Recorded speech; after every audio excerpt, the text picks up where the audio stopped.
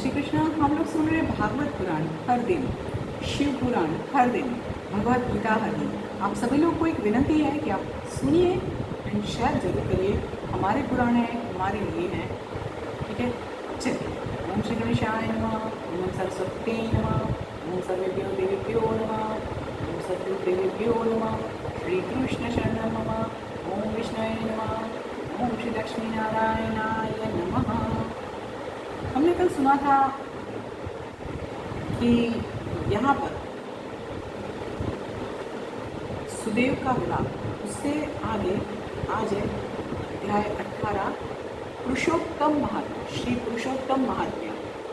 महर्षि वाल्मीकि बताते हैं यहाँ पे सुदेव के पुत्र का जीवंत होना कैसे होता है। महर्षि वाल्मीकि बताते हैं कि हे राजन, जब सुदेव विलाप करने लगे तब अचानक ही दशों दिशाओं को गजाता हुआ बिना वर्षा ऋतु का बारिश आई, बिना वर्षा ऋतु की बारिश आई, बरसात आया और चारों ओर बिजली के कड़ाके और भड़ाके होने लगे और दक्षिण दिशा में सब अंधकार से घिर गई। ये का कारण बारिश, और ये बारिश जो है 1 महीने तक लगातार चलती रही और पृथ्वी जो है जल बंबाकार पानी पानी पानी हो गया।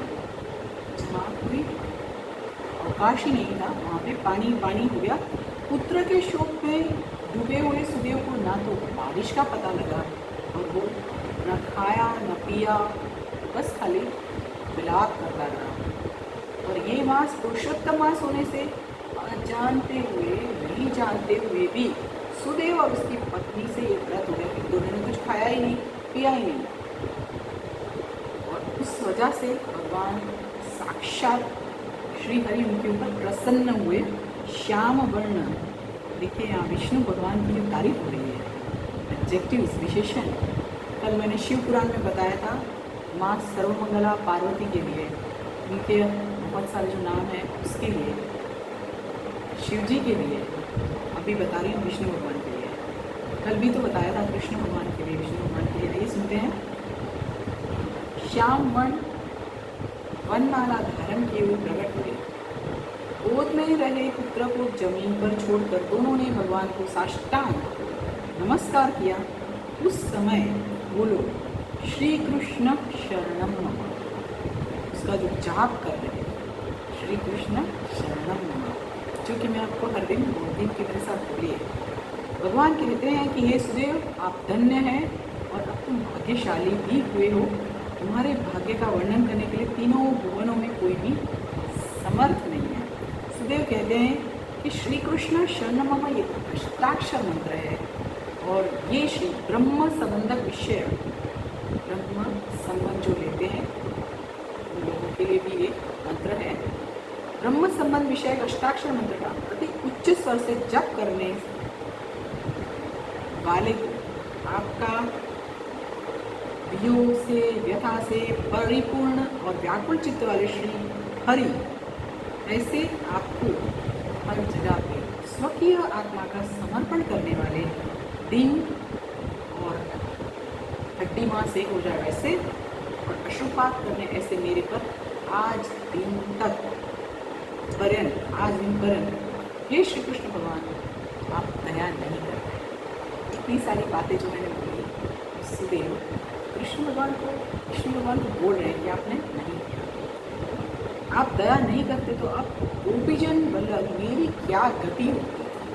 सभी मनुष्य के मन में एक प्रश्न तो होता ही होगा कि मैं इस जन्म में क्या करूँ। देखिए ये कुछ अलग टॉपिक है बट मैं बीच में बोलूँगी जरूर से। हर एक मनुष्य को, हर एक व्यक्ति को एक बार तो सोचना चाहिए कि ये जो जीवन मिला है उसमें मुझे क्या करना है और मैं पिछले जन्म में क्या ऐसा किया हूँ जो यहाँ पे अच्छा कर रहा हूँ, अच्छा कर रही हूँ, आगे इससे भी अच्छा कर पाऊँगा। अगर ऐसा सोचते हैं तो ये जीवन का जो एक चक्कर है वो सफल हो जाएगा, इस जन्म का तो सफल हो ही जाएगा। आइए सुनते हैं इससे आगे। गोपीजन वल्लभ मेरी क्या गति होगी। भगवान कहते हैं कि हे वत्स तुम्हारा भविष्य बताता हूँ, तुम सुनो। ये तुम्हारा जो मृत्यु पाया हुआ जो पुत्र है वो 12,000 वर्ष का आयुष्य भोगने वाला चिरंजीवी होगा और तुमको दूसरे पुत्रों का भी सुख प्राप्त होगा, क्योंकि मैंने प्रसन्न होकर आज तुमको पुत्र दिया है। ये द्विजों में उत्तम, मेरी कृपा से तुमको जो पुत्र हुआ है उसका सुख देखकर देव, गांधर्व और दूसरे मनुष्य भी हमारे जैसे पुत्र की इच्छा करेंगे। ऐसा पुत्र विष्णु भगवान ने उनको दिया। मार्कंडेय मुनि ने पूर्व रघुराज को जो कथा सुनाई थी वही मैं आपको बताता हूँ, वो सुनिए। वही मैं बता रही हूँ, सुनिए। पूर्वे कोई धनु नाम के मुनीश्वर थे।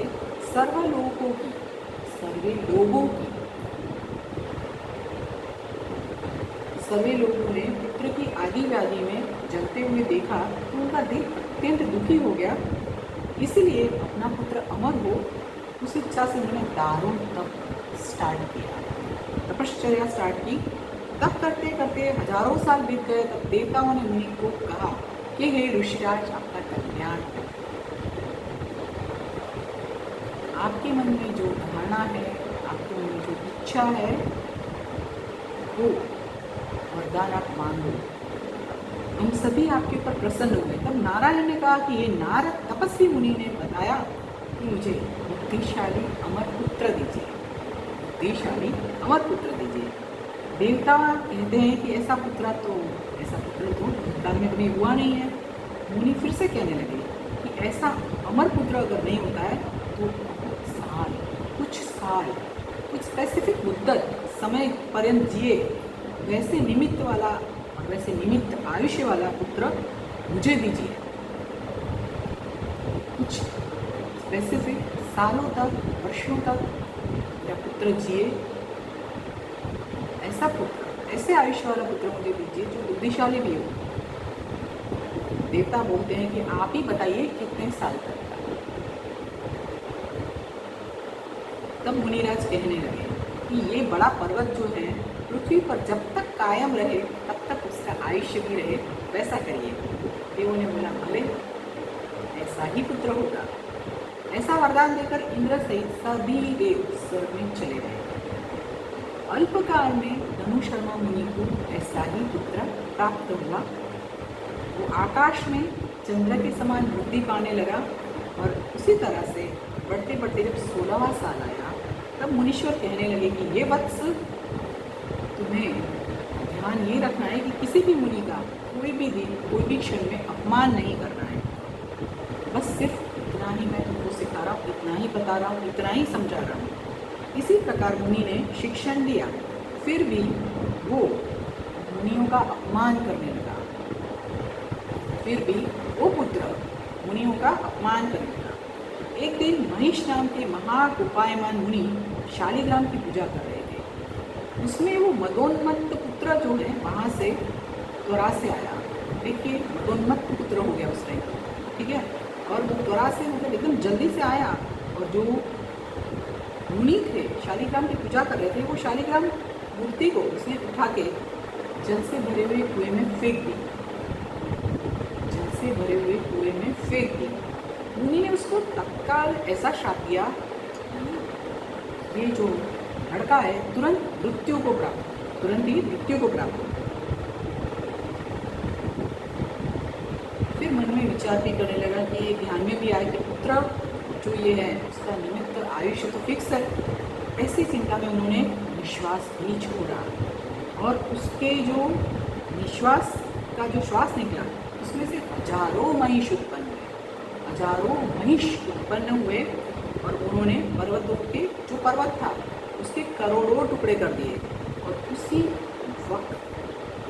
वक्त वो मदोन्मत्त पुत्र मृत्यु को प्राप्त हुआ।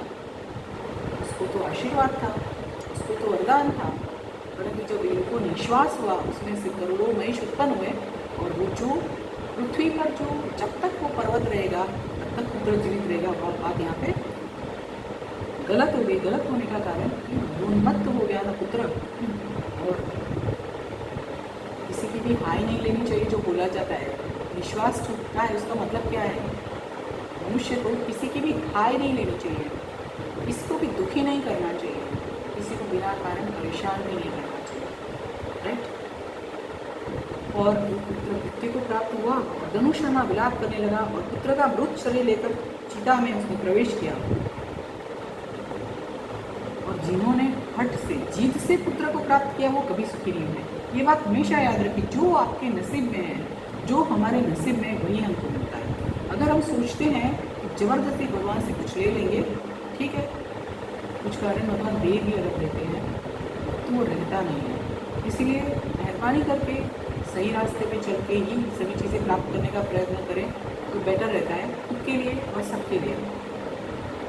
जो हठ से पुत्र प्राप्त करता है वो कभी सुखी होते नहीं है। हे सुदेव, पुरुषोत्तम महात्मा से प्रसन्न होकर मैंने तो तुम्हारे पुत्र को चिरंजीवी कर दिया है। तुम्हारा पुत्र जो है उसके साथ सदा गृहस्थाश्रम का सुख भोग कर ब्रह्मलोक में जाकर दिव्य 12,000 वर्ष पर्यंत बड़े बड़े सुख प्राप्त करके वो पृथ्वी पर अवतार धारण करेगा और चक्रवर्ती राजा होगा। तब तुम्हारा नाम दृढ़ धुंगा होगा, दृढ़ धुंगा। तुम 10,000 साल तक राज्य भुगतोगे और इंद्र से भी ज्यादा बड़ा चढ़ा राज्य होगा। और गौतमी तुम्हारी पटरानी होगी। और जब तुम विष्णु को भूल जाओगे, विष्णु भगवान को भूल जाओगे, तब ये शुकदेव जी नाम का पुत्र पोपट यानी तोता का रूप धारण करके वैराग्य उत्पन्न करने वाला श्लोक बार बार बोलेगा और आपको बोध देगा। इसीलिए तुम सभी विषयों को त्याग कर आगे बढ़ जाओगे, त्याग दोगे।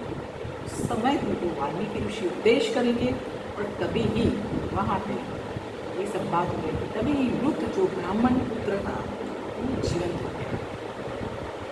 उसने हरि विष्णु भगवान और माता पिता को नमस्कार किया। सुदेव भगवान को पूछते हैं, तो आपने ऐसा क्यों बोला था कि तुम्हारे भाग्य में पुत्र कहीं भी नहीं है, वो मुझे बताइए। आज यहाँ पे रुकते हैं, ठीक है।